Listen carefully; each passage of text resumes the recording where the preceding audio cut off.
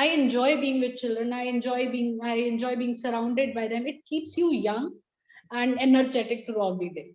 My mentor in university would always say that, Manjari, if you are not a good researcher, you cannot be a good teacher. I'll have to have a life again as an educator so that I can continue teaching.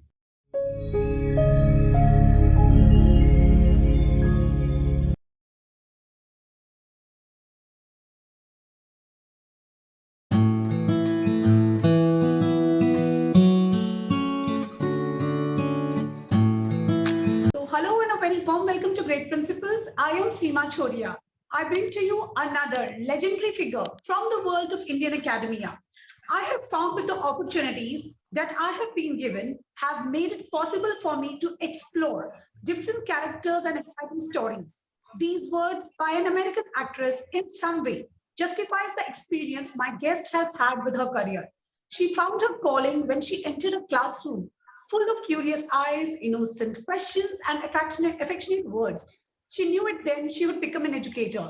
Please join me in welcoming this passionate educator, Dr. Manjari Tejpal, Principal, GEMS Public School, Patiala, Punjab. Welcome to Great Principles, ma'am. It's an honor to have you. Thank you so much, Seema. And I reciprocate the feeling. It is wonderful to be part of Great Principal platform. Thank you for the invite. Thank you so much, ma'am. So, to all my viewers out there, we would be keeping this conversation bilingual, that is in English and Hindi, so that we can reach out to masses. So, now let us begin to know all about this passionate educator. So, ma'am, when I read your profile, when I read your bio, there was a huge smile on our face. When I read these words that you became an educator because of the curious eyes, affectionate words, and innocent questions, and I was like, wow. When you meet in passionate educator, all the things come from the heart. So let us start where it all started, ma'am. आपसे ये जानना चाहेंगे कि ये शुरुआत कहाँ से हुई, जब आपको ये फीलिंग आई, ये इटर्नल बॉन्ड एक टीचर अपने स्टूडेंट के साथ में कैसे क्रिएट करती है? Seema, I never wanted to be a teacher. I never thought that I'll choose teaching as my profession. I was more of a corporate kind. I did my MBA and I started pursuing my job. But then my son was born. That was first turning point. Because of course a child, a newborn needs a lot of time, and corporate also need equal time. So I took a break from my job, and me being me couldn't sit back at home, so I decided kuch to kahin kar leti hu. And then I got this opportunity. We knew somebody and they suggested why not to join his school for some time, so you would be able to take care of your child and they would be busy also. So I just grabbed that opportunity. It's okay, let's go and give it a try. It's for some time. I'll go back to my corporate world after my this after this sabbatical. So I joined the school, and as I wrote back to you, when I entered the class, I was a new face to those little kids. There were a lot of chitter chatter happening, and they did not know me. They had a lot of questions. Who am I? Why suddenly a new teacher is taking their grade? And when so that was first interaction happened with children, and the love they showered was amazing. I felt that you can never ever be loved this much. That innocent love, the kind of questions they put you, and the kind of thought process they have, which is amazing. And at times I felt that maybe in school, in other educational institutes, somehow we kill that curiosity. So as a teacher, as a person, I thought that I should grab this as an opportunity and start focusing my shift or my job to a school or to teaching at least, so that I can help these lovely beautiful children. Those, the innocent questions, the love. I feel that this is one thing which we miss in each and every profession other than teaching. So that's how my career in teaching began. Certainly, ma'am. So true. The love that children give us is unconditional and so pure. Even if I talk about a parent also doesn't love child unconditionally because there is a condition. He's my child. He's my responsibility and Yeah. he's precious to me. So there also condition is there, but only children can love us unconditionally. And nothing best than teaching, because there you get so many children looking up to you for guidance and for shaping their lives. Wonderful, ma'am. So beautiful. I'm sure, when for an educator also, you need to have that eye, that to understand this kind of love. Many times I see these days teachers are not that passionate, and not every person give up the corporate world for teaching. So we need to have that inclination. We need to feel that love also.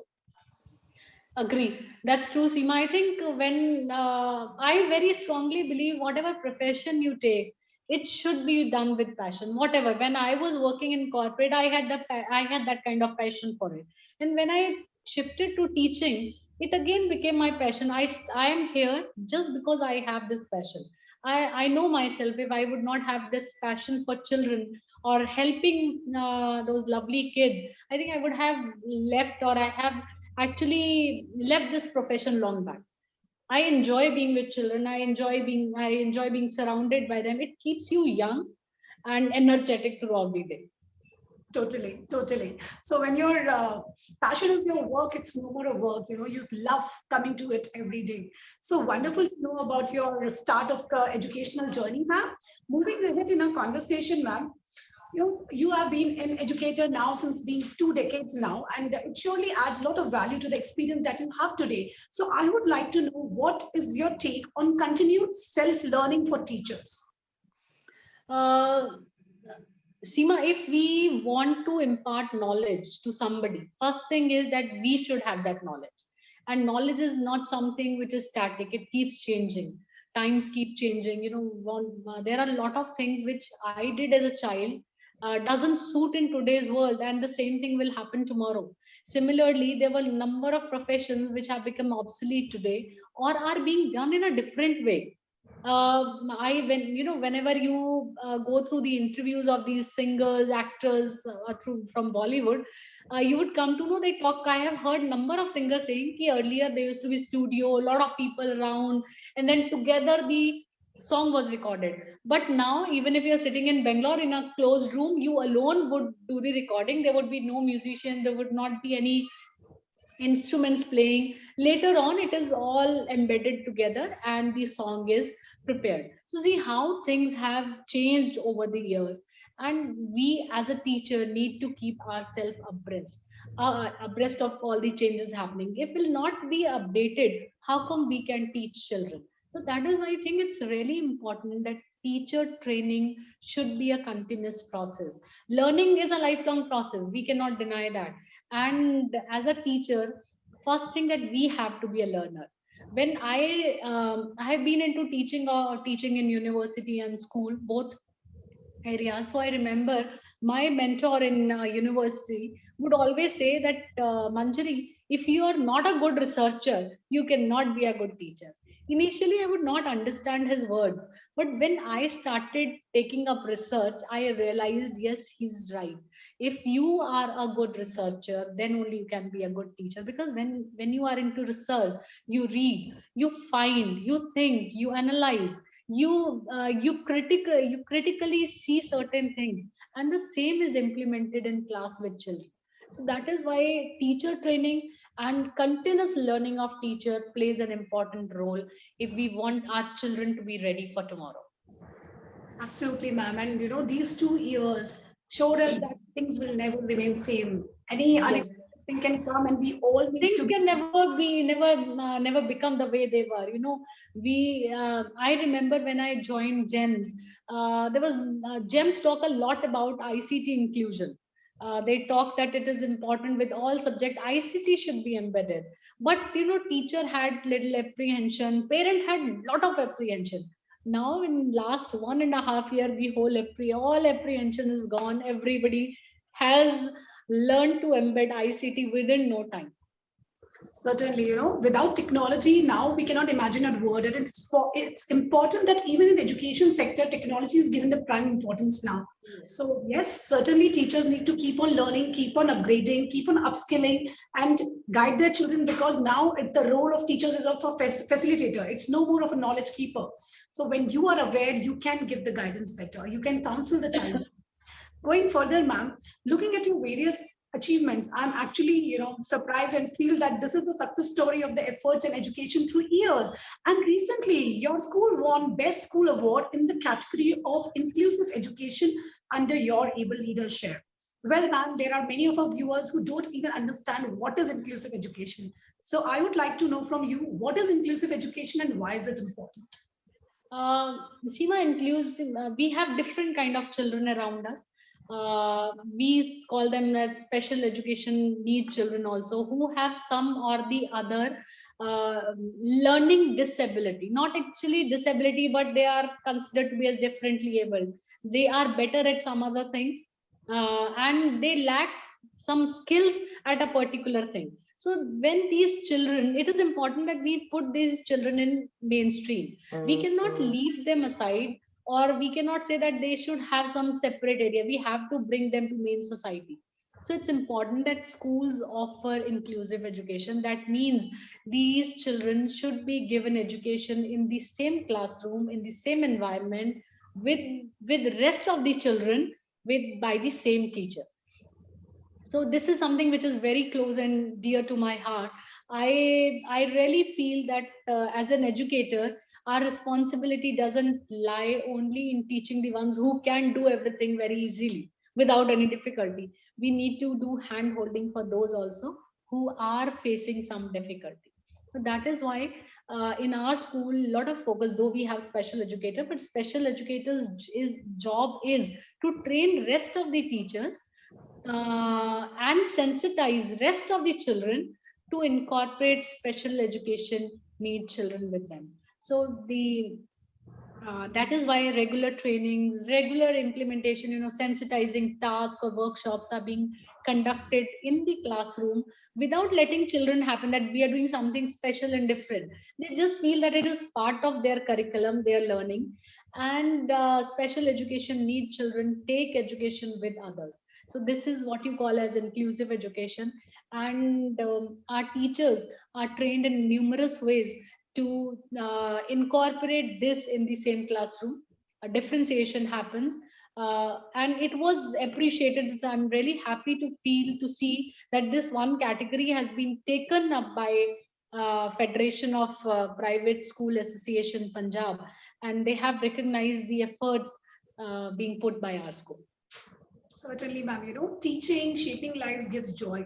And when you are the reason who have shaped the life of a child who is in special needs, and you are the one who has made him self-reliant, and you are the one who has showed him that he is also able, he can also do a lot of things and equally like others. So that is the true joy, as an educator, one yes. Easy things can be taken and done by everybody, but achieving something difficult is most joyful. Why do we talk of climbing Everest? Why not of climbing any other mountain peak? We talk of Mount Everest because it is one of the most difficult and the highest peak. So where we need to actually try our potential to its limit. Same goes here. And yes, it's to be very frank, it's really very dear to my heart, and I want to work for these children so that they can be helped and handholded regularly.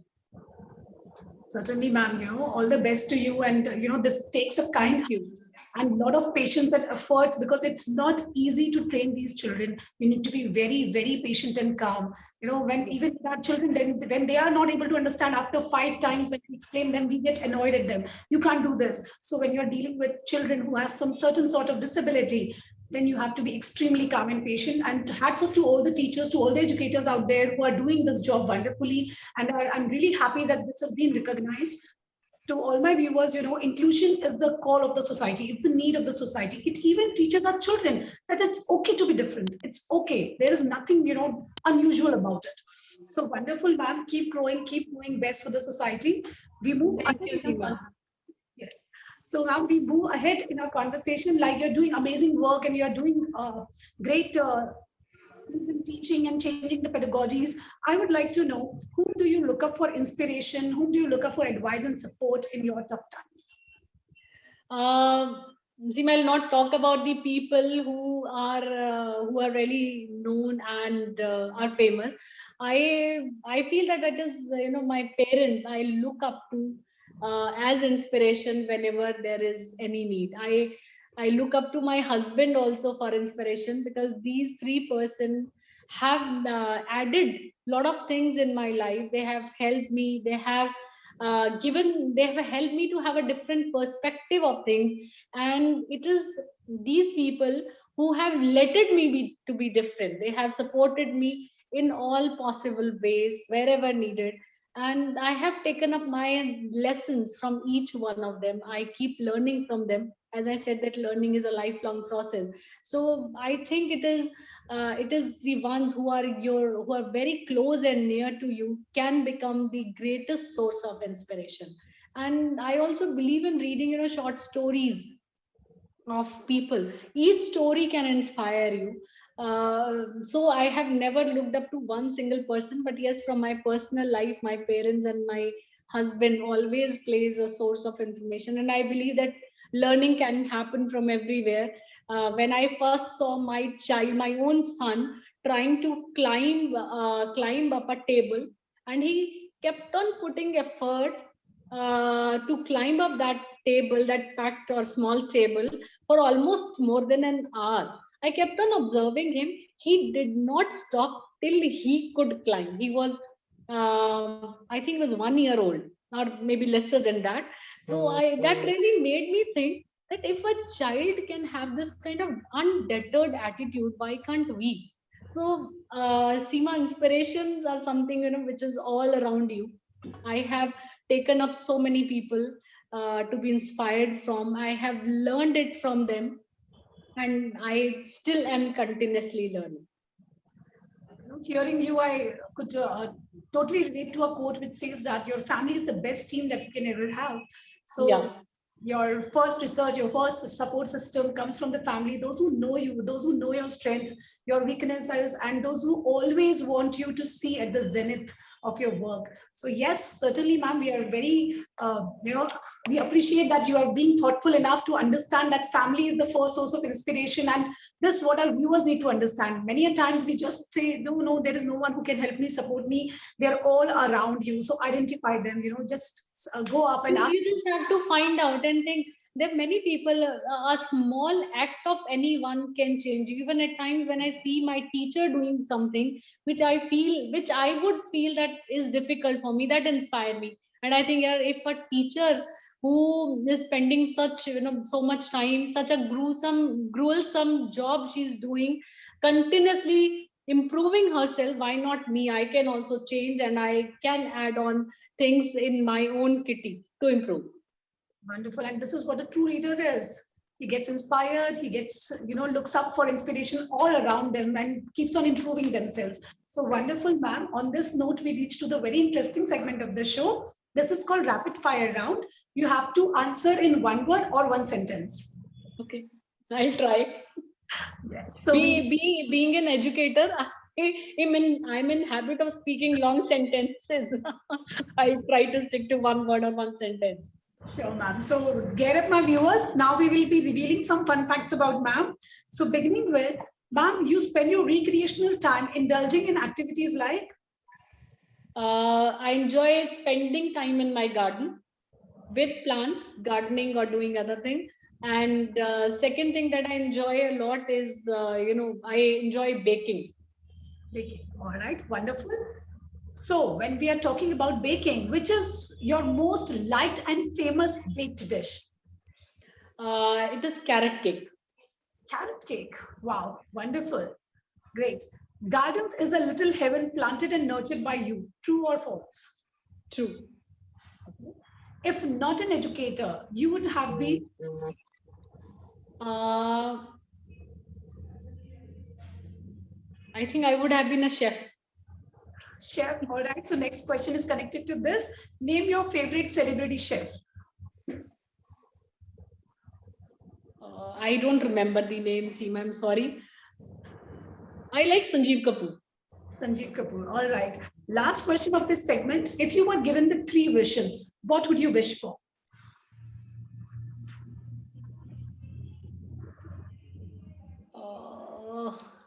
I think all my wishes are being fulfilled till now. But yes, if I've been granted a wish, I'll have to have a life again as an educator so that I can continue teaching.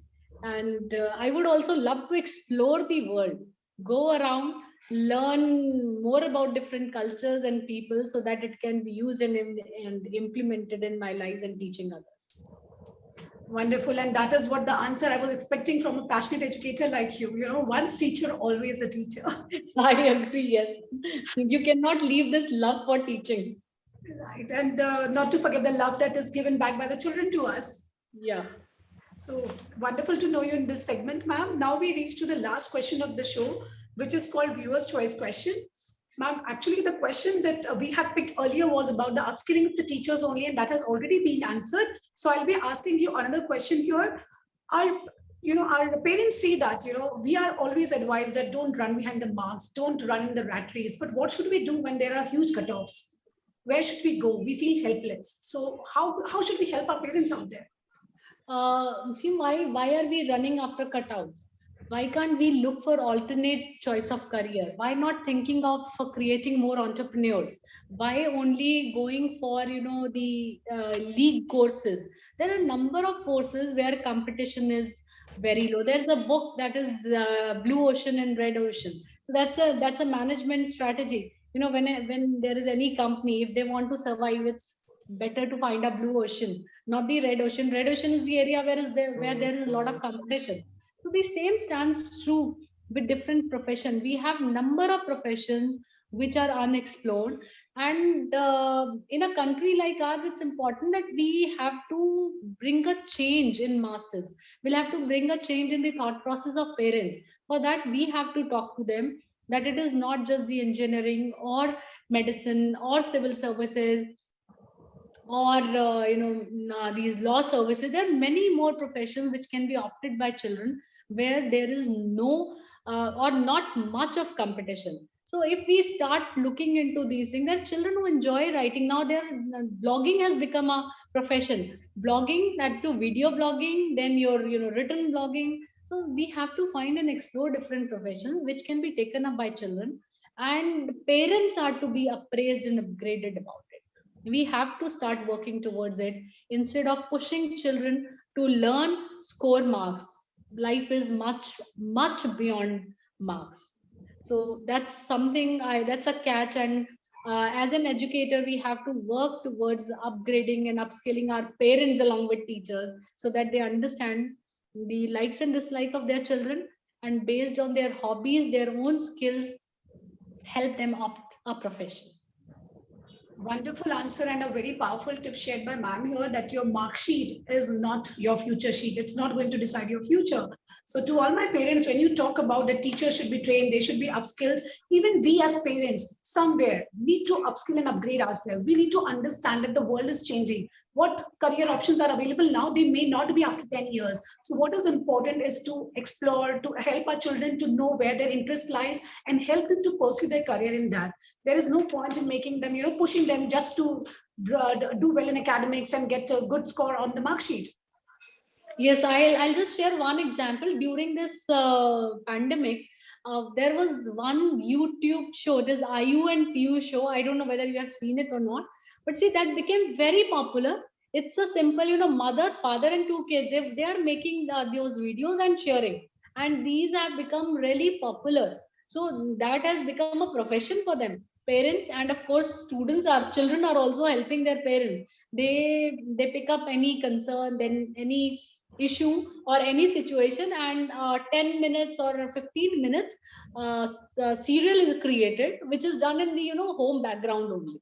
So this is also one way. People who were smart, who could think differently, during pandemic, they started selling or making masks on large scale, selling it. They started making sanitizers and selling it. So you have to think differently. These are not the ones who were very good in their with their mark sheet. They were average with their mark sheet. You would find great entrepreneurs who are not very good with mark sheets, but they have a thought process. So building or creating a thought process is very important in children. That should happen from the beginning, from the side of parents and from the school as well. Certainly. So focus should not be on marks. It should be on creativity and innovations. So your child should be innovative enough. He should be creative enough. And I think that is what is going to pay him in future. Today we look for smartness, where can a child, where an applicator can reduce the number of clicks. Is there a problem? Like, a simple example of Ola. We never thought that Ola booking a taxi was a problem, but someone thought of that. That was a creative thought. And then came the innovative app. And this is how, there are so many things which can be thought upon and tried upon. So it's not only about marks always. Wonderful Yes. thoughts by ma'am here. I, totally enjoyed this discussion, this session. It was truly very insightful. And I'm sure my viewers are going to gain a lot from this. Thank you so much, ma'am. We really feel blessed and honored to have an opportunity to interact with you. Thank you so much, Seema. And I also enjoyed talking to you. There were a lot of things which are close to my heart, and I could talk about it. Thanks a lot.